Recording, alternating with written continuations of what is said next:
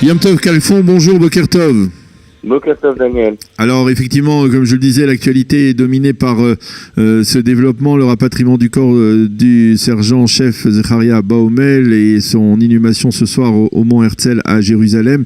Mais la vie politique continue à 5 jours des élections. Eh bien, la campagne électorale se poursuit. Je lisais ce matin dans la presse israélienne que Naftali Bennett avait décidé d'instaurer un cessez-le-feu avec Binyamin Netanyahou à la veille donc de ces élections, à l'approche de ces élections. Pourquoi vous qui êtes donc un des élus dans la liste électorale de la nouvelle droite, pourquoi Naftali Bennett a-t-il attaqué de manière assez virulente au cours des dernières semaines Binyamin Netanyahou, et pourquoi maintenant finalement on instaure ce cessez-le-feu en perspective des élections? Je pense que Naftali Bennett n'a pas attaqué Netanyahou, il a attaqué la politique, essentiellement la politique sécuritaire de Netanyahou, qui est menée ces dernières années, particulièrement ces derniers mois, par rapport à la bande de Gaza. Ce n'est pas ad hominem contre le personnage Netanyahou, puisqu'encore une fois nous le soutenons comme Premier ministre, et Bennett, depuis le début de la campagne, le dit et le répète à chaque occasion qu'il soutiendra Netanyahou au poste de Premier ministre, et que voter pour nous, c'est comme si c'était voter pour lui. Mais Bennett explique que la politique sécuritaire du pays de ces derniers mois, et Netanyahou est le ministre de la Défense de ces derniers mois, était améliorée. On voit ce qui se passe encore cette semaine, des roquettes sur le sud du pays. On a eu sur le centre du pays, jusque dans le Sharon. C'est une situation qu'on ne peut pas nier. Il faut y mettre fin. C'est-à-dire que nous sommes les premiers à avoir mis ça dès le début de la campagne, déjà au mois de décembre, fin décembre, début janvier, avec l'annonce des élections. Bennett a mis en première ligne dans sa campagne le problème sécuritaire, alors qu'à cette époque-là, il y avait un certain calme autour de Gaza. Depuis, malheureusement, on a vu que les événements se sont déchaînés, et qu'on a eu donc une nouvelle situation de roquettes et de dangers sécuritaires venant de Gaza. Donc on voit bien qu'à ce niveau-là, la ligne de campagne de Bennett était justifiée, et les attaques qui ont été proférées ne sont justifiées. En fait, Bennett se fait la parole du peuple d'Israël, le porte-parole des gens du sud du pays.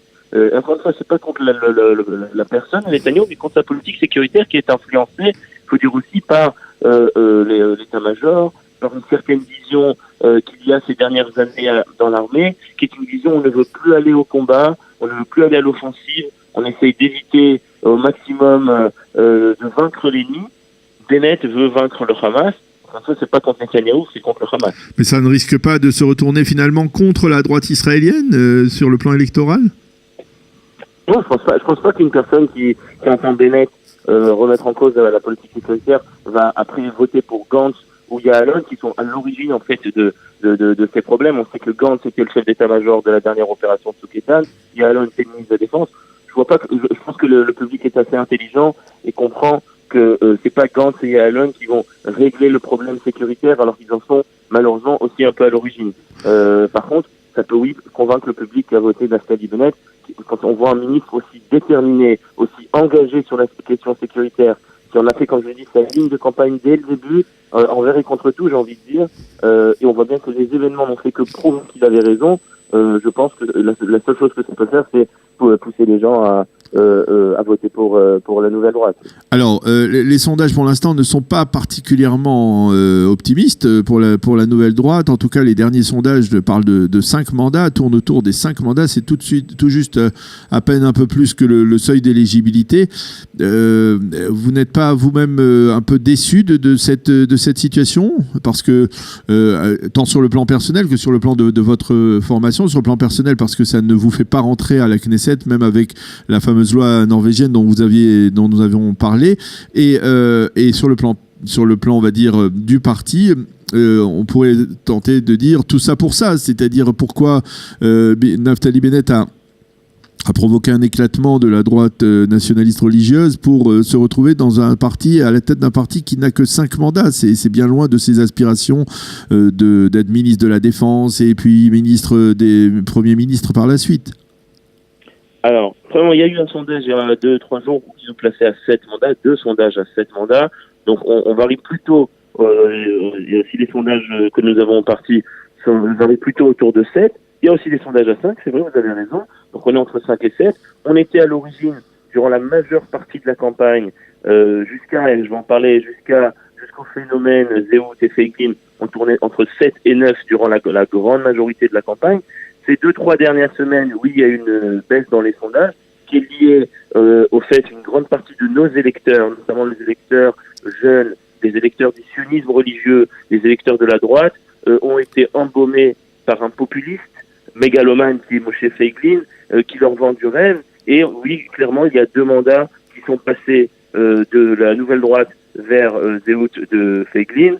Nous avons l'intime conviction, durant ces derniers jours de campagne, que nous pouvons ramener ces électeurs qui étaient chez nous, encore une fois, et qui se sont perdus par une campagne, donc comme je dis, dans une campagne populiste et démagogique d'un autre parti. Nous voulons les ramener à la maison, et nous avons l'intime conviction que d'ici à mardi, et mardi y compris, nous pouvons les ramener à la maison. À ce niveau-là, au niveau de la campagne, j'ai envie de dire, on a été un peu, et peut-être si je dois mettre une petite critique sur la campagne, on a peut-être été un peu trop les meilleurs élèves de la classe. On a parlé des problèmes sécuritaires les premiers, les événements ont prouvé qu'on avait raison. On a parlé des problèmes de la Cour suprême avec Ayelet Shaked, avec son plan pour la Cour suprême et pour réformer le système judiciaire.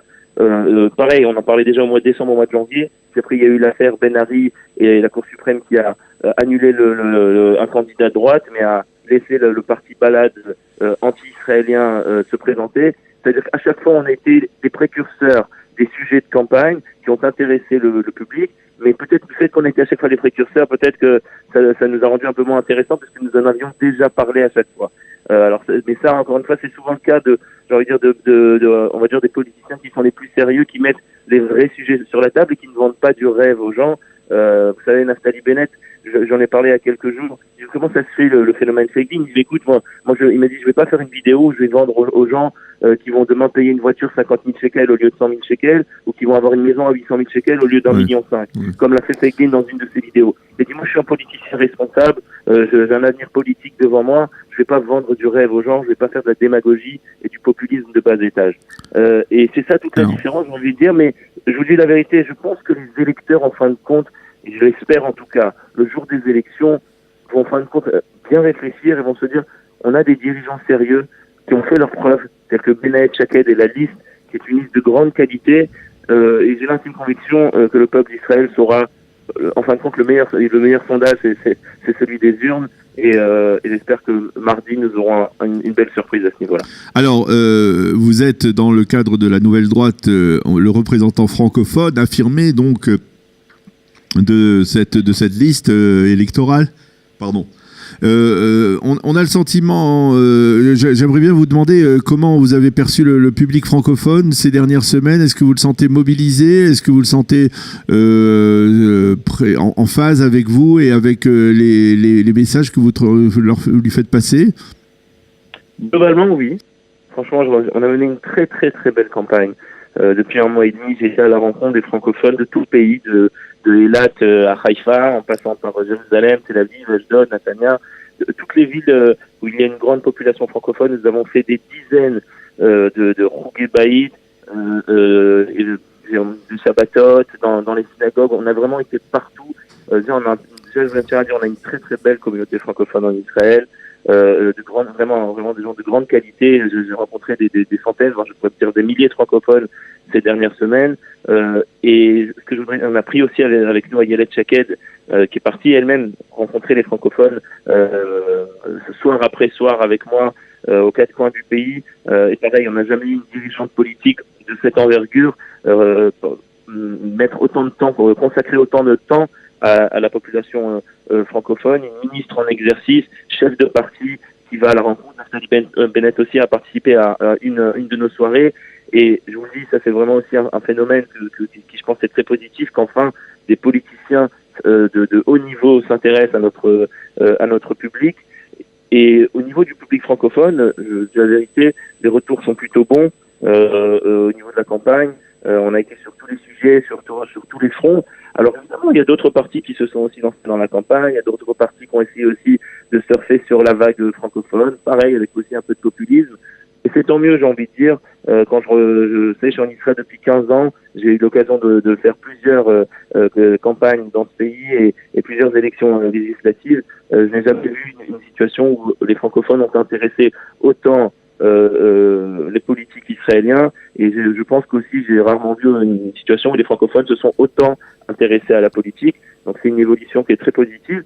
J'espère vraiment que les francophones mardi vont faire le bon choix à ce niveau-là et voter pour le parti, et j'ai envie de dire le candidat qui se sont vraiment intéressés à eux, à leurs problèmes. Nous avons, comme vous le savez, un plan pour l'intégration qui est coécrit par Kalita, qui est un plan très sérieux, qui est réfléchi avec les associations. C'est pas une annonce électorale, puisque ce plan a déjà été préparé à l'époque avec Kalita et Naftali Bennett avant même l'annonce des élections. Et c'est à la suite Naftali Bennett a été mandaté par le Premier ministre Netanyahou en Conseil des ministres pour écrire ce plan, encore une fois dans le cadre gouvernemental, pas dans le cadre des élections.